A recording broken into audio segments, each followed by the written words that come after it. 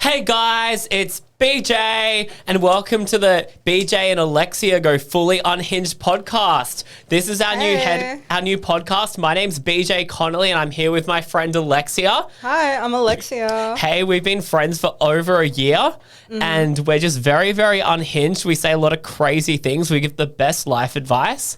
And the thing I love about Alexia is she just says it how it is. So this podcast is going to be very unhinged. So if you're the sort of person who goes, I'm offended, I'm uncomfortable, if you're one of those motherfuckers, this isn't the podcast for you. Get out of here. You can go watch The Project on Channel 10. But if you have a great personality and you find nothing offensive and you're open-minded, keep watching this podcast. We're here for you. And we're going to give you lots of advice because Alexia got cheated on recently. Oh my God, So let's yes. dive into that, Alexia. So your boyfriend on Valentine's Day, he's like, I want to have a threesome on Valentine's Day. So he hooks up with another girl in front of her in the clubs. Yeah. And how did that make you feel? So I'll just give a bit of context for this. Yep. So the night before we went out to the clubs on Valentine's Day, we were just talking. I was already really drunk, more drunk than he was. And he just randomly says, oh, do you want to have a threesome tonight? And I was like, oh, yeah, sure. Not really thinking. I wasn't like, later that night, I was like, no, I'm not really interested in it. And then fast forward a few hours. Get closer to the mic. Oh, yeah. Yeah. Fast forward a few more hours. We're at the clubs. And then this motherfucker, he meets this girl. He starts dancing with her. That's fine. I don't really care.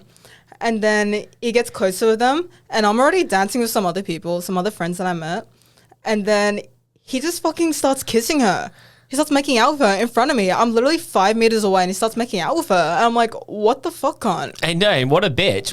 And the thing is, this girl was very ugly. She wasn't very attractive compared to you.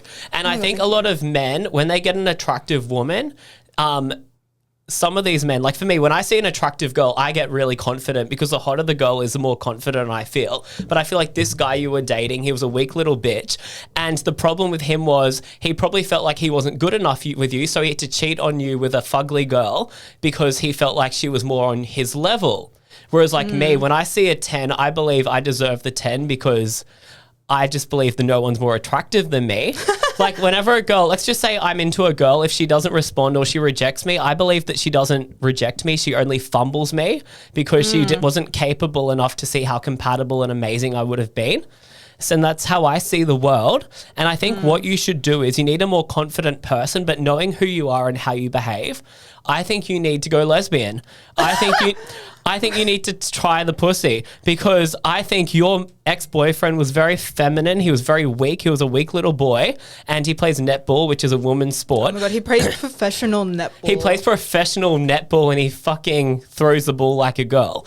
And so you're driving your boyfriend home and you felt to his netball game, you felt you're the man in the relationship. No, literally, I would drive him to his netball games and back and like we wouldn't even hang out other than that. I was just like a fucking chauffeur to him and I was like, what? Sorry, am I the one with the cock right now? Exactly. Am I the one fucking you in the ass right now? Like, what the fuck? That's the problem. Like, you literally felt like you were the guy in the relationship. Yeah. And I think the problem is, like, I might be really eccentric and hyper, but the thing with me is when I'm around a girl that I'm attracted to, I act very masculine and I'm the dominating one. And like sexually, he was getting you to dominate him, which is fucking weird. Yeah, absolutely. Like, in the bedroom, like, all of the moves, he initiated it, to be fair. However, I would be driving it. He literally told me that he liked it when I slapped him and put him in his place. Like, I would choke him, push him down, and he said he liked that. And, like, I only did it because he wasn't doing it to me. I felt like I wanted to be feminine. I wanted to be in my feminine woman energy, but I couldn't do that with him because he just wouldn't do it. So it's like, okay, fine. If one of us has to do it, it'll be me then. That's fucked up. Right? And I was like, okay, fine. I guess, but damn. Just say, I have the cock. I have the cock. He's going to be the next Caitlyn Jenner in 20 years' time. Like, he's going to be playing netball and he's like, I want to play women's netball so I can make more money because it's more profitable on TV. No one watches men's netball. Can you imagine that? Because, like, for context, he's 6'3". He's quite tall. He's muscular. You can tell he works out. But he still acts like a woman, so I'm like, what? I think the thing is because he's 6'3", he probably was used to getting female attention, so he doesn't work as hard. Whereas like the guys who aren't as tall, they have to work hard. And because he just is fucking 6'3", he just thinks he'll get pussy and he can be lazy, but it doesn't work like that. No, absolutely. Exactly. But like, I just think, like, if I could give any dating advice to any guy is only approach girls that you're crazy attracted to. I only approach the 10s. Like, you've noticed, you've seen how I go up to girls that I'm attracted to. Absolutely. He just goes full throttle. He just like goes up to them, hey, what's your name? I'm BJ. So lovely to meet you. And I respect that. Exactly. And I think the biggest, like, I've noticed a lot of women these days, they say that the thing they hate about men the most is they don't approach girls because they're shy. And I believe that girls do want to be approached, but they want you to do it correctly. Absolutely. So if you're like, what's your name? What's your birthday? Oh my God, this is your star sign. Oh my God, you've got this celebrity's birthday. And they're like, oh my God, I love that celebrity. I love that you know. And I think the thing is, man, if you're into a woman, only approach her. It's all about the intention. So if you have good intentions for someone, you can say whatever you want to them. But if your intentions are bad, they will pick up on that and they'll know you're a weak little bitch. So it's all about context. It's all about intention. And you just want to give that person an opportunity to be part of your life. And I believe that every person you meet, your goal is to make sure you have a positive impact on their life and add value to their life. So when I like a girl, this is what I do. So I ask a girl, what are 3 things that make you feel happy? And if she can't answer 3 things that make her feel happy, then I just end it with her, because if someone isn't happy, doesn't have things to look forward to, doesn't have purpose or passion, and they're going through a bad time, you need those positive, happy things that make them feel good to add value to their life, to lift their spirits up and empower them. Exactly. Because like, if you can't name at least 3 things that makes you happy, that shows low self-worth. Yes. And you don't want to be someone with low self-worth because they'll just bring you down with them. Exactly. You want to be around people who inspire you to become more successful. And I feel like since I've become friends with you, I feel like I'm going to attract like an amazing girl. And I feel like by the end of this year, you're going to find me the girl of my dreams. I hope so. And I feel like I'm going to find you the guy of your dreams. I wish. Exactly. Well, I'll make it happen. I hope so. But I feel like all the guys I attract, they're so like, they want a mommy to That's take care of them. gross. That's fucking Right? And I'm disgusting. like, what? I think that's why we're just friends, because I don't want a girl to mummy me. I want to fucking be in charge of, like, I want to be the dominant person who helps the girl become more successful. And I think it's fucking weird how we have all these men who are like, they just their girlfriend is like their new mum. No, literally. It's fucking disgusting. They're fucking driving them to their netball Like, game. And fuck shit. that. Fuck that. But I also think the problem is a lot of men, they don't have good role models. Like, I'm very glad that my parents have been married for 34 years, long time. And my dad would wake up every morning, 5 a.m., go to work at the law firm, work really hard. Damn. And I feel like a lot of men haven't had that in their life. And I feel like that's why I'm really, really fortunate that I have good role models. And also my grandma's a big role model for my family. So my grandpa died in 1986. And after he died, because she loved him so much, he refused to date anyone else. So I've always believed in true love. And I believe true love is very, very achievable. That's beautiful. And I think a lot of people, because of dating app, talk up culture, all that nonsense, a lot of people don't realize that you can attract an amazing person if you're very strategic, socially aware. A lot of people don't have good people skills. Like, they can be academically intelligent, but they don't understand what attracts people, how to benefit people, how to actually make people want to stay with you and not ghost you after you fuck them, because a lot of people just don't understand basic human dynamics. I think the other problem with a lot of men these days is people like Andrew Tate, very dangerous. So this is what I don't like about Andrew Tate. He has created a generation of inauthentic men who are just practicing the script of some pickup artist motherfucker who has evil intentions for other people. And the problem is, if you're like, there was this guy I met a few years ago, he'd come up to me like, oh, I fuck all these girls, I watch Andrew Tate, but I can't get a meaningful relationship. And that's because you're fucking copying the behavior of someone else, and women can tell when you're inauthentic. No, absolutely. And the thing is, all these Andrew Tate guys that watch Andrew Tate, they're like, BJ, you act gay, you're too feminine, you act gay. I'm like, I don't give a fuck. I'm straight. At the end of the day, I love pussy. I love behaving the way I do.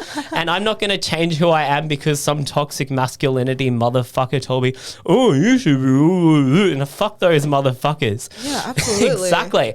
Like I haven't heard much of Andrew Tate, but what I have heard, it's just that, to fuck girls, to get with girls. Like, the end goal with him and his viewers is just to fuck girls. And I'm like, okay, sure, you can fuck a girl with this formula that he makes, sure. But you will never find a meaningful, healthy relationship through this. You need to put in the time, you need to put in the effort to actually respect the woman, see her as a woman instead of just like an object just to fuck. Otherwise, you will never get anywhere. You'll never find some true meaning with your life. Exactly. perspective. Yeah. I 1,000,000,000% agree. And that's the thing. Because, like, with me, when I'm into a girl, I will write up a list of all the things I can do to help her become more successful. A lot of men don't do that, I've been told. Yeah, no, I've never dated a guy who has done that before. Really? Because Yeah. like I will literally, if I like a girl, I'll write up a list of exciting things to give her to look forward to, and then I'll be like, "What are your hobbies? How can I learn more about your hobbies so we can like have more similar interests and learn from each other? These are my hobbies. I can share them with you. These are my career aspirations. I can add value to your life. You can help me become more successful, and we succeed together." And Andrew Tate doesn't teach that. No. He teaches you, oh, women belong in the kitchen. I would not want to date a girl that belongs in the kitchen because I like to cook. Like, I want to do the cooking, please. Like, no, but the thing is, like, if I have a daughter, I want her to have a mother that's very ambitious and hardworking so she can be motivated to become more successful. Because if this fucking daughter I have one day in 20 years and she's like, oh, my boyfriend's not responding to my messages. Well, I'm like, go to fucking work, make some money, bitch. It doesn't matter if he doesn't respond. He's just a man. Just replace him. But that's the thing. And like, if I have a son, I'm just going to be like, be very ambitious, achieve your goals, focus on your career, become super, super successful. And women will come to you if you have good intentions and you're focused and you have purpose in life. No, I totally agree. Because the guys that I've wanted to get with in the past, and like even now, they are ambitious. They have their career set out. They have stuff to look forward to. I don't want to be getting with someone who has no like potential. I feel like potential for a woman is so important. Exactly. Yeah. I'm attracted to men who have a potential for a good future. Exactly. For a future where I can feel happy and not someone who I feel like will bring me down. Exactly. Yeah. And I feel like Andrew Tate, he doesn't teach that. No, he doesn't. He doesn't teach you how to attract high quality women. He teaches you how to fuck high quantity women. Yes, I love that. Yeah. And you can fuck 300 girls, but if you've got no meaningful connection, you can be like, I'm depressed. Now, fuck that. Because I see all these young people like, I'm on dating apps. I can't find someone. I'm depressed. I'm like, well, you have no fucking purpose in life, and you see the relation, like no one is coming to save you. I think that's the problem. Like you see all those girls, they post thirst traps on the beach and like, oh, I hope the guy of my dreams walks past me on the beach and sweeps off my feet. Doesn't work like that. It will never happen like that. It'll never happen. Life is not a movie. No, life is not set out to help you. You need to make your stance. You need to make life your bitch. Exactly. If you don't make life your bitch, you will be the bitch to everyone else's life. And I think some people are just very entitled. Yeah. Like they're like, oh, I spent this money on her. She should suck my dick. No, fuck that. They don't owe you anything. Exactly. They don't owe you anything. Like you're the one who gave her your money. Why are you expecting more? Exactly. Because I met this simp guy like 5 years ago. He was a weak little bitch. This girl, she broke up with her boyfriend. He'd go to clubs and buy her drinks. I'm like, what a fucking weak little boy. And then she wouldn't fuck him, and then he cried. And I'm like, what a weak little bitch. That's crazy. I would never buy a girl drink because I don't drink. I haven't had alcohol for 9 years. It's haram. And I just think, no, if I don't drink, I'm not going to buy a girl alcohol because why would I do that? I want to be a role model for the girl and I want her to make healthy choices. No drugs, no alcohol, no cigarettes, and motherfucker, you won't get depressed. That's my belief. That's my life motto. Fair enough. Exactly. And like, to be honest, like, sorry. Keep talking. No, to be honest, like, every time I go to the club and a guy buys me a drink, I'm like, oh, yeah, sure. I don't think anything of it. Like, even when I'm dating guys, they'll just throw money at me and expect that to equal me loving them more. And I'm like, to be honest, I work 2 jobs. I'm in uni. I have my life set out. I don't care about money. I have my own money. So why are you throwing money at me when I can just, I don't need that. Exactly. What I want is your affection, your love, for you to protect me as like a man protects a woman. I want that. I don't need money. So why are you throwing money at me? I don't respect it. Exactly. I agree. Money doesn't fucking buy you happiness anyway. Absolutely. And if a girl is just going to take your money, then she's probably just going to, she'll never be able to love you. She'll never be able to respect you. And she'll find a guy at work who's more successful than you and she'll suck his dick at the lunch break. Exactly. Because like 80% of affairs happen at work. Like, and I think that's why it's so important that you motivate your partner to achieve their goals. Because if you're a girl and you're not motivating your boyfriend, he's just going to suck this receptionist's dick because he sees how hard he's working day on day basis. So if you're not complimenting your husband or boyfriend and be like, you work so hard at that engineering firm, I'm so proud of you, that she's going to slowly lose attraction for you unless you are soulmates and unless you inspire each other. Exactly. If that makes sense. Yeah, it does. And you agree with that? Yeah, I agree. Like, he needs to be working hard enough for her to actually say that. Otherwise, he'll be ingenuine and it's just like, she's just like inflating his ego. Exactly. So why do you think people cheat from your own experiences? Okay, I'll be real. I've been cheated on a few times. Yep. And maybe, I think it's partially because, actually, I don't know. So you're unsure completely? I'm completely unsure. Like, the last guy, like, my ex who cheated on me on Valentine's Day, I know he cheated on me because I wasn't giving him attention in that moment. Yep. Whereas another girl was. Interesting. And I'm like, maybe it's because he felt that she was giving him more attention in the moment and he's just a little attention whore bitch. Yeah. And he just couldn't handle not having attention. Yeah, no, that makes sense. You reckon? Oh, absolutely. So he just needed a lot of attention. Yeah. Yeah. Which is weird because, like, I was really still with him, but I was just talking to other people at that moment. But he should also be talking to other people. Like, he should be socializing, meeting new people with you. He should be like, this is my partner, Alexia. Yeah, right. What's your name? What brings you to the club? All that sort of stuff. What do you do for work? I think it's weird. See, like, he wasn't doing that. The only people he was socializing with outside of me were other girls. That's weird. Right? And I'm like, I assumed he would get along with the guys. Like, I had some of my guy friends out there. No, you were out that night. Yeah. With us. And I was like, okay, surely he can talk to BJ for a bit. Yeah, exactly. He wasn't really doing that, was he? That's weird. But also the thing is, I think the biggest red flag is if people aren't friends with people of both genders. Like, I feel like for me, I'm like 50-50 female, 50-50 male. Like, I have friends same. with both genders. Same. And I think if you don't have friends from both genders, then that is a red flag. Yeah. Because it means you don't know how gender dynamics work and why people interact the way they do. Yeah, yeah. And I also think the other thing with, like, your ex was, what was I going to say? So I think, I don't know what his male friends are like, but I assume they're probably all fuckboys. Not all of them. Like, I've met a few of them. Only one of them seemed fuckboyish. The rest of them, they were very nice to me. And, like, they just welcomed me as another friend. Okay. So maybe they just saw you as, like, one of the boys. Maybe, because this is the thing. Like, I don't want to sound mean, but you do have a lot of masculine traits compared to most women. And I know you've been told that. Yeah. And I think maybe these boys just saw you as one of the boys. Maybe. And they were confused. They were like, is he dating a feminine woman or is he dating this fucking guy that could be a they, them one day? Please, calm down. But that's the thing. But the thing is, like, it's not your fault in some regard because he was being all girly and fucking gay and he... So it's sort of his fault. Yeah, like, he's one of the girls in so many ways. Yeah, exactly. Yeah. And, like, I know I'm a bit eccentric and everything, but when I'm with a girl that I'm genuinely crazy attracted to, I will go fully masculine, and it's very funny to see. Interesting. Because all the people are like, oh, I thought you were gay. I can't believe you're straight. And then I'm around a fucking sexy ethnic girl. And then, exactly. And they're like, because I remember I was with this Arab girl a few years ago, and some guy was like, oh, don't you think BJ might be gay? And she's like, no, if you knew BJ, it was He's the exact opposite. Exactly. But do you know what's really funny though? Okay, so intention is what matters in relationships. And like I said, you can flirt with whoever you want if the intentions are good.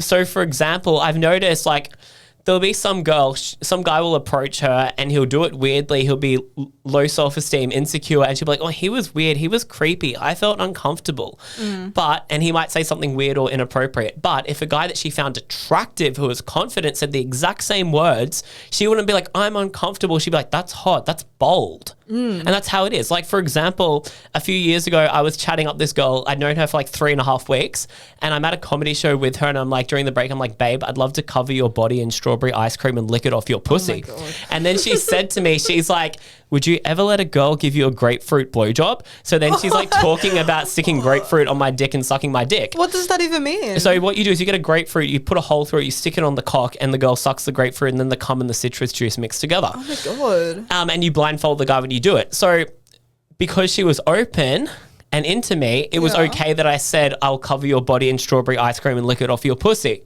But if a girl that wasn't into me and I said that to her, it would be like, that's so weird, that's inappropriate. Yeah, just think of you as like a pervert, like some creep. But I said that to her, and then she told all her female friends, and her female friends like, oh, BJ's so bold. He's so bold saying that. Oh my God. And that's what it all boils down to. So when a girl says he made me feel uncomfortable, unless, like, if it's just words, a lot of the time she's just saying, I don't find him attractive. I'm offended that an ugly man would try and approach me. And I think that's what a lot of people don't get, Like, it's like attraction is subjective. Like some absolutely.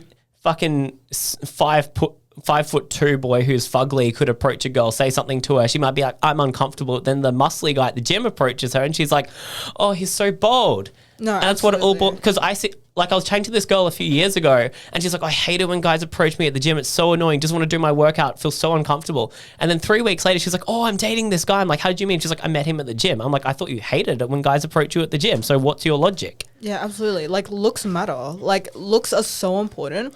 I get that a lot of people, especially in social media, try to say, oh, looks don't matter. They It's do. not important. They fucking do. They absolutely do. Like, as a woman, I can confirm looks absolutely matter. And to a guy as well. Yeah. Men are visual fucking things. Yeah. Why do you think girls like put so much effort into getting dressed up? Like they say they're doing it for the other girls, but that's a load of rubbish. And like, yeah, absolutely. You're doing it for yourself to feel better because you know that people will look at you, be like, oh, they must be a good person because they're attractive, right? Exactly. Because that's what happens. Because I grew up really fat and really ugly, Yeah. and people were so much meaner to me than they are now. Yeah. Now that I'm like conventionally attractive, or at least somewhat conventionally attractive, they treat me well. They treat me better. Exactly. Because And looks matter. exactly. And how did you lose the weight? How did you get skinny? How did you become a baddie? Okay, it's not the healthiest way, but at the end of high school, I was around like 74 kilos, pretty heavy for my height. I'm 5'7", that's pretty heavy. And then in about 6 to 9 months, I lost 25 kilos. Yeah. So I was averaging around 49, 50 kilos, which is a bit underweight for my height. I've gained a bit of weight now. I'm healthy now, totally healthy now. But most of it was just self-hate and starving myself until I felt pretty. And then it worked. And then it worked and you got the results you wanted. You didn't got have the to results I waste wanted. thousands of dollars on a gym membership. Yeah, no, I never went to the gym during that time. I never took a Zempic or anything like that. I literally just I just told myself, you're a fat fucking bitch. Get better, lose the weight, put the fork down, you fatty. And then I got there. I think that's amazing. And that's why Really? being politically incorrect is a good thing because it solved your problem. Yeah, it just gave me Exactly. the determination. That's interesting because I was chatting to this guy a few years ago who's like, he used to weigh 150 kilos. And what he did was he used to go onto Reddit forums and read forums of people bullying fat people. Oh my God. And that motivated him to lose the weight. Hey, good for And then the him. Reddit forum got deleted for bullying. And it's like, why would you delete this? This is inspiring me to lose weight. Yeah. And I think a lot of the time people just need to eat healthy food. Like if you want to be happy, healthy and look good, these are 3 things you have to do. Eat healthy food, have a good exercise routine and get a good sleep schedule. A lot of people, they're like, oh, I'm vaping. Oh, I've got anxiety. Why are you fucking vaping if you have anxiety? Like it's totally inappropriate. As someone who vapes, like, yes, I vape. Yeah. But I know that vaping is not going to help my anxiety. Yeah. I don't have anxiety, but I know that if I did get it, vaping would be the first I'll cut out. Exactly. Because, like, the withdrawals I get from without vaping, it's already anxiety-inducing enough. Yeah. I know, like, not doing it will help it. Yeah.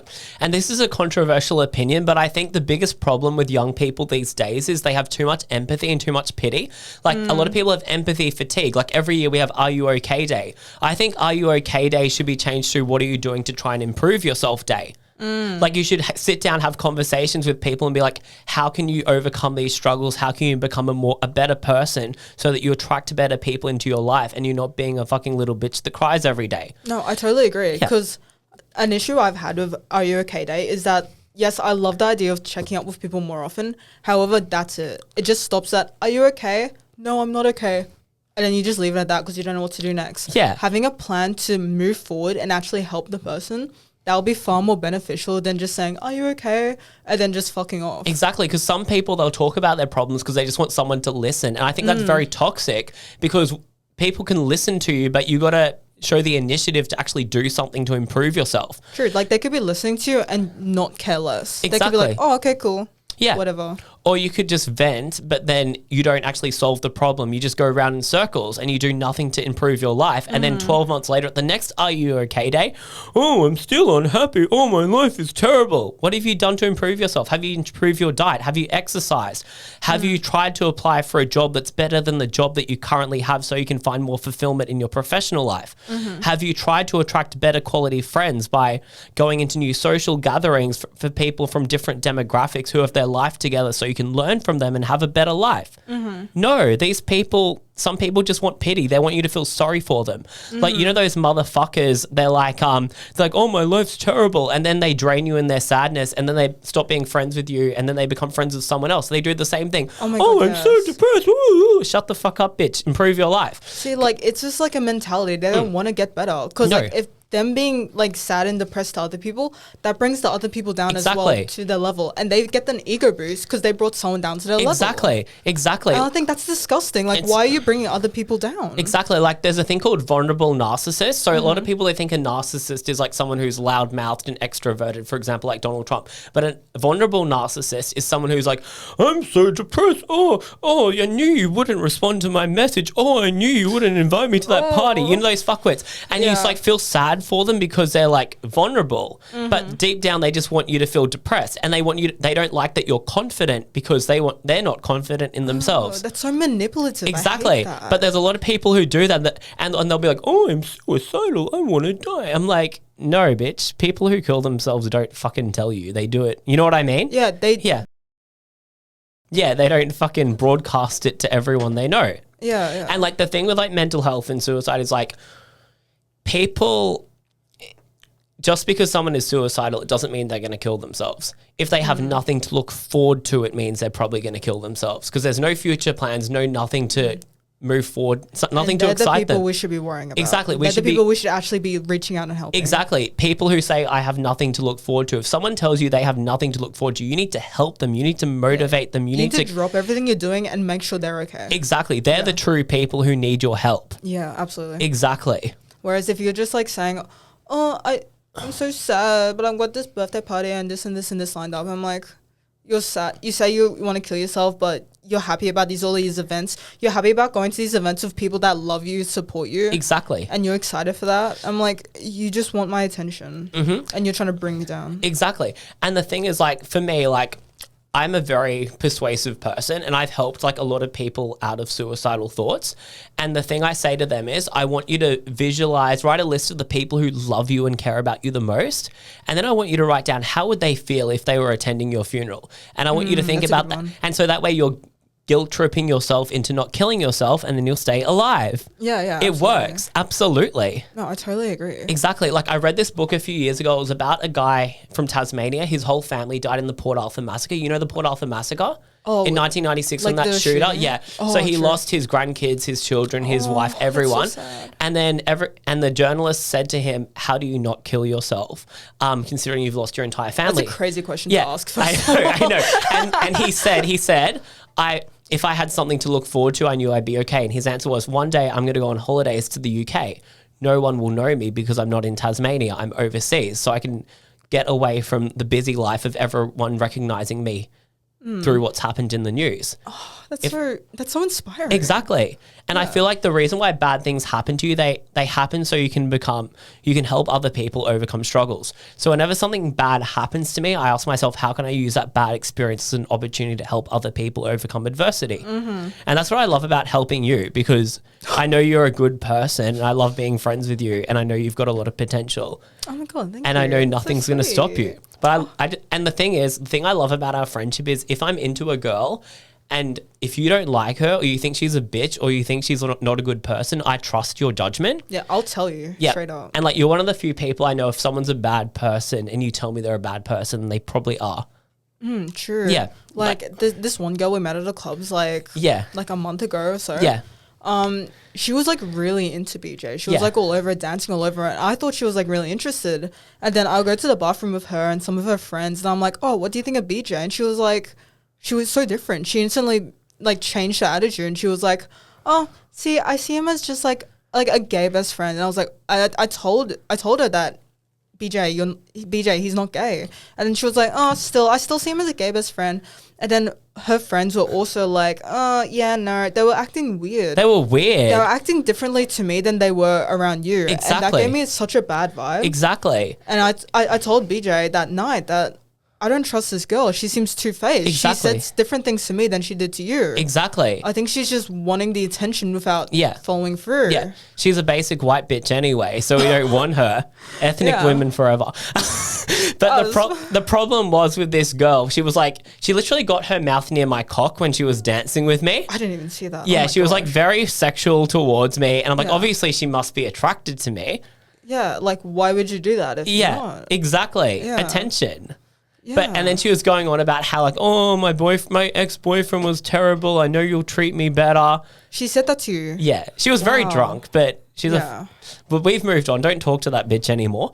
We go for the higher value women. Exactly. And like, I don't drink alcohol, so I don't like hooking up in club with random girls. I respect that so much. If I'm into a girl and I meet her when I'm out, I'll be like, this is my Instagram.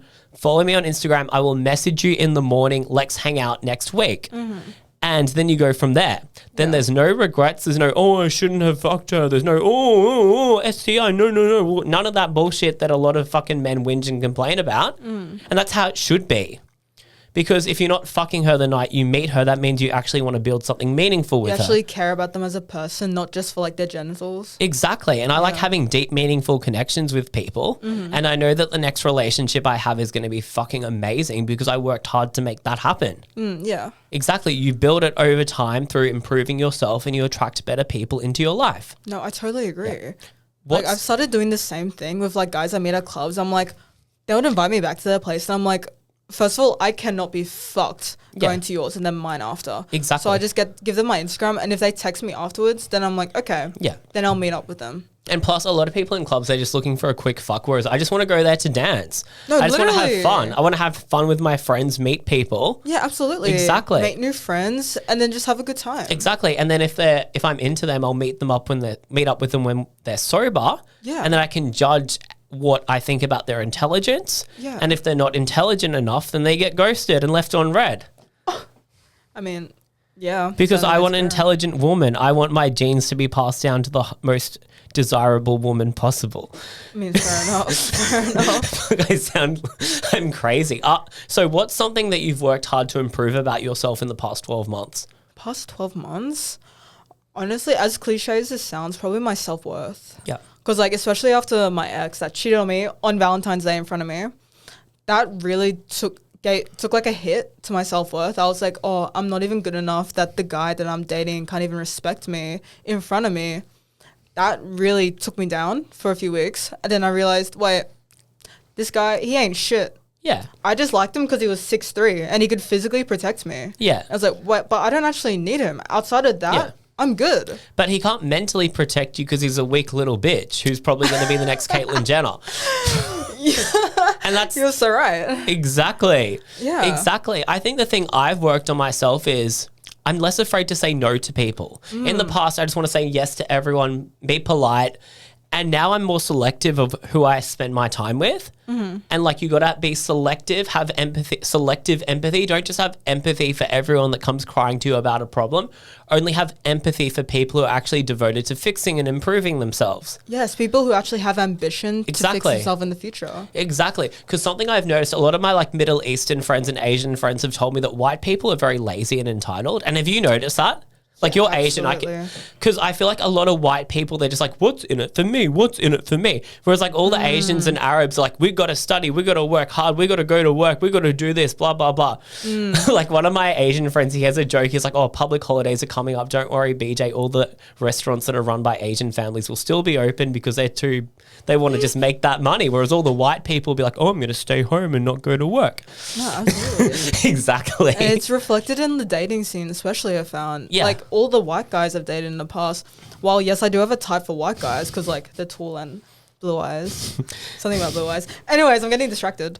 But yeah, they're very, oh, what are you going to do for me? Yeah. Whereas all the Asian, like literally anyone that's not white that I've dated in the past, they reach out, they ask how I'm going, if I want to do anything, if I need anything. They're the one more likely to support me emotionally. Yeah. Whereas white guys, they just throw money at me and just hope for the best. That's so funny. No, literally. I'm like, bitch, just say you're trying to colonize me. What the Colonize, exactly. Because that's the thing. And like, that's the thing. I just like...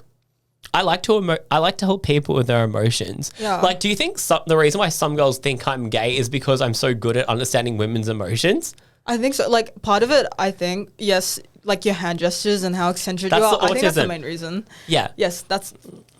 However, I think it's that you're actually listening to them, connecting to them on like an emotional level. You don't see that very often nowadays with guys, especially in our generation, Gen Z. That's not too common. Exactly. Yeah. And I think that's what sets you apart from a lot of other guys. It gives me a unique selling point. I love that. The marketing strategy is beautiful. Yes. The marketing for your dick. Marketing for my cock, exactly. So let's talk about really sexual stuff. So as you know, as I have autism, I like to finger girls more than have sex because I'm always moving my hands around when I talk to people. So like when I finger a girl, I feel less autistic afterwards. Okay. Like I feel like it's like playing with a fidget toy. Yeah. It's good. Again, can't relate, but sure. Yeah, but I just love it so much. And like, so this girl I was hooking up with last year, like spill the tea. Okay, So tell me. when a girl sucks my dick, I massage her face like this. As she's sucking your dick? Yeah, because I want to feel my cock inside her mouth. Like, it's just like, I don't know, I get satisfaction from being able to find it. But also, I'm writing a self-help book and I'm writing an erotic fiction book. And I wrote a big chapter about how to like use hypnotism techniques to make a girl become like obsessed with sucking your dick and how to use dirty talk. Oh, yeah. Go on. So I'll read you some stuff from my beautiful book. So I've got here. I'm so interested. I know. So these are some of the things. Okay, so here is a list of things a guy should say to a girl when you're receiving head. So first of all, I want to say a lot of girls, when they suck a guy's dick, if they don't enjoy it, it's the guy's fault. And a lot of the time, the reason why the girl doesn't enjoy sucking dick is because the guy doesn't say anything when she's doing it. True. Yes. Is this why I never enjoyed giving head? Exactly, because every girl that sucked my dick has been very grateful for that experience because I dirty talk to her. Like, these are some of the things I say to the girl. I say, you are so fucking desirable. I want you so badly. You're doing such a good job. You have such a pretty mouth. I love the shape. I love the shape of your lips. Everything about you turns me on. I crave intimacy with you. Okay. Your eyes look so pretty. You're really good at this. I love the way you use your hands. I can't wait to go down on you. So I say that to a girl and she's sucking my dick. And I also tell her that she's the greatest personality of all time because all the positive reinforcement makes her want to suck it even more. So you got to validate her because people like doing things that they're good at. Yeah. So if you tell her how amazing she is, she'll want to keep sucking your dick. Yeah. And then it's also good to make it interactive. So when a girl sucks your dick, give her suggestions on things to do. So be like, I want you to make love to my cock. Oh my God. Tell me how good I taste. Kiss it. Go deeper. Spit on it. Use more pressure. Oh my God. Use your hands. Give me more eye contact. The give me more eye contact is really popular. Girls say that give me more eye contact is really good. Really? Why do you think that is? I think it's because like they say eyes are the windows to the soul. So when you look into someone's eyes long enough, it's like you're seeing them truly as a person. So maybe, I don't know, I guess while she's like down sucking you off, if you give her eye contact, it's like, yes, they are pleasuring you, but they're also looking into you. Like, you're looking into them as a person, not just as like a mouth to fuck. They feel seen as a person. That's so deep, beautiful, and meaningful. Yeah. Deep throat and deep connections. That's so beautiful. That makes so much sense. No, right? Because the last girl that sucked my dick, she's like, that's the one that turned her on the most. Really? It makes sense. Yeah, right? It does. makes sense. And like all this positive reinforcement, like I study psychology at uni. Positive reinforcement, it is the greatest, like, it like, I forget the word, but like initiator for more stuff. It's the greatest, like, it's like Pavlov's dog. no, absolutely. It is Pavlov's dog. Oh my God, you're conditioning them. classical conditioning this girl to want to suck my dick even more. Oh my God. Because no girl has ever complained about sucking my dick. And okay, because of my autism, I have like sensory problems. So I hear everything twice as loud. So because I talk during sex and the girl's talking to me, my brain is focused on hearing the voices. So I take a lot longer to come because I'm not focused on my dick, if that makes sense. Yeah. So like a girl sucked my dick for 40 minutes and she got a really sore jaw. And she's like, when are you going to come? When are you going to come? And I'm like, stop talking to me and I might come. Because that's the thing. Like, I take so long to come. And I think that is when my autism is a huge asset because I hear everything twice as loud. So like the first 25 years of my life, I slept with earmuffs every night because everything was too loud. Really? So if a girl talks to me during sex, I'm not going to come. Okay. That's so I interesting. never heard that before. It's just how my autism works. Okay. See, like my ex, he didn't come much, but I think it's because he was a porn addict. He was like wanking like twice a day. I was like, what the fuck? I don't watch porn. I think porn is ruining men's ability to connect with women. And I don't think anyone should watch porn. Instead, I write erotic fiction. So I'm writing my book, The Lust on the Spectrum, The Erotic Adventures of a Super Freaky Autistic Boy. And so in this book, I'm the autistic character. I fuck the support worker. I fuck the psychologist. And then there's this other story. There's this other one, freaky Filipino girl gets fingered in the karaoke room. And then For there's... reference, that's not me. It's not her. It's That's someone not me. else. It's Good not God, her. no. It's someone else. It's another Filipino girl that we know. Not saying who. And then what was the other one? And then I wrote another one. Overly emotional Pisces girl gets freaky with BJ in her swimming pool because she's a water sign and she loves getting wet. So it's this Pisces girl. She's depressed and emotional because her boyfriend broke up with her and she hasn't fucked anyone else for like since they broke up, and she sees me at the bus stop. She's curious, but she's anxious, and then the bus never shows up. So she's like, how do I get home? So I go home with her, and I go down on her next to the swimming pool, and her beautiful Pisces pussy gets pleasured. And then I wrote another beautiful story where Olivia Rodrigo comes to QUT. I help her with her assignment, and then I fuck her afterwards. And then I wrote another one where this girl sees me on her For You page on TikTok, and then she slides into my DMs and she fucks her favorite TikTok celebrity. And then this other girl, spicy Indian girl, cheats on her boyfriend with beautiful BJ, opening her pussy up to new experiences and infinite possibilities. So this girl, she has a boyfriend, he's emotionally unavailable, cheated on her with like 5 girls. So he's away working FIFO for the weekend. And so she invites me over and she's like, I don't want to get neglected anymore. You understand me better than my boyfriend. She fucks me and she's like, this doesn't even feel like cheating. This feels like we're soulmates. We're meant to be together. So this whole book is emotionally intense. It makes it talks about the girl's inner dialogue before she cheats, before she fucks me, all the insecurities, all the fears, all the mixed range of emotions she's going through. And I've showed it to a few friends and they think my erotic fiction book, even though it's very sexually explicit, will be more popular with women than men. And I agree. No, I totally agree. Because like hearing these things, I'm like, oh yeah, that sounds interesting that I would want to hear. Exactly. But I can't imagine like a guy going out of his way to read that. Yeah. Because it's not lustful enough. Yeah, exactly. Whereas like what you've described, it sounds like there's some connection and emotion behind it. Yeah. Exactly. Which is interesting. Exactly. And my favorite line in the book, in the erotic fiction book, it's like the support worker, she's like, I'm a slut for the spectrum. I always satisfy the autism community. And she's like, giving you a blowjob shouldn't mean that I lose my day job. And then and then she's like, I've told you about my autistic kink. I want to know what's your kink. And I'm like, I have a fruit fetish. I like to feed girls fruit before I fuck them. Because I do. Okay. Is that normal? Because I've always wanted to take a girl on a yochi date, then take it home, get the toppings, put the banana and the strawberry and everything on her pussy on top of the yochi, and then just eat away at her beautiful strawberry-flavored pussy. Guys, let us know if this is common with you, if guys have done this to you, because personally I cannot. Because I love this. Maybe I just have the most amazing imagination of all time. I imagine that like eating fruit before sex makes her pussy taste better. Well, that's what we want. We want the most delicious pussy of all time. I had a girl tell me recently, she asked me if I go down on a girl on her period. Go on. I think, well, maybe if we mix it with strawberry lube. I don't know. I haven't done it yet, but maybe one day. Maybe one day. All pussy is good pussy. I guess. Some girl said she'd only do it in the shower, which makes sense. I guess, but like if you're going to go down on a girl for the sake of eating her blood, then like you may as well just like full commit, no? Exactly. Vampires are shit. I don't know. I'll get back to you on it. I haven't decided yet. Sure. Sure, you don't believe me, do you? No, like get back to me on it, and then I'll tell you some of my experiences in the future. Exactly. So, what's your most fucked up sexual experience? Okay, so something similar to that actually. Yep. I was doing it with a guy. We were on some substances. Yeah. So he couldn't get hard, which is fine. So he was just fingering me. And then he was fingering me so much because he had kind of long nails. He was fingering me so much I started bleeding, and I didn't realize until after we were done. So we sit down on the couch next to each other. He pulls out his hand, blood covered his entire hand. And I was like, oh my God, I'm so sorry. And he was like, no, it's okay.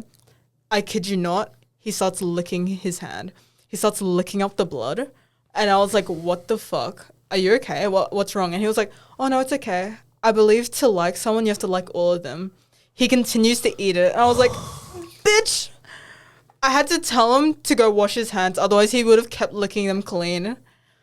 That's fucked. No, I would not do that. Like, I'm freaky and crazy, but I would not do that. Yeah. Like, to be honest, I thought it was kind of hot because I've never seen that before. I like the confidence. You like the confidence? I love the confidence. Absolutely. But I was like, if I was in his position, I wouldn't have done that. What substances was this guy on? Don't worry about it. I don't want to know. Ketamine? No. I would never do that. This girl I used to talk to last year, she did ketamine and it was a big red flag. Oh, really? Like, fuck that. I'm not going to... She's a whore. Tranquilize the bitch. Like, that's crazy. Oh, my God. I would never. I feel like ketamine's not that bad because it just... I would never. It has, like, similar... Like, I've never taken it before, but I've heard it has similar effects to weed, but just more extreme. No drugs, no alcohol, no cigarettes for me. He's such a good guy. Got to keep it halal. Shout out to all my Muslim brothers and sisters. And I think, the thing I love about Islam is like, you pray 5 times a day. Like, why go to church once a week when you can pray 5 times a day? Because I think God should always be with you. And something I've noticed, like, I think it's very important to believe in something bigger than yourself. So you don't end up worshipping yourself. Yeah. And I think that, like, obviously, like, we can create cars, houses, and it makes sense to believe that someone created us, if that makes sense. Yeah. Yeah, absolutely. It gives you more of a sense of belonging. Like, you're here for a reason. Exactly. Instead of just like, oh, we as humans just happen to be here. Yep, exactly. Absolutely.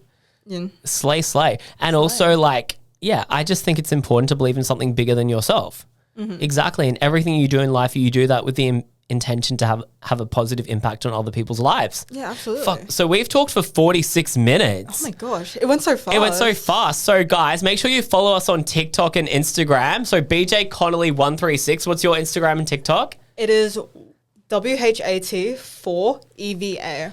What forever. And she's been posting a lot of thirst traps. Yeah, I just think it's fun. Exactly. It's delicious. It's iconic. This is how you get the white men and the privilege. My future husband?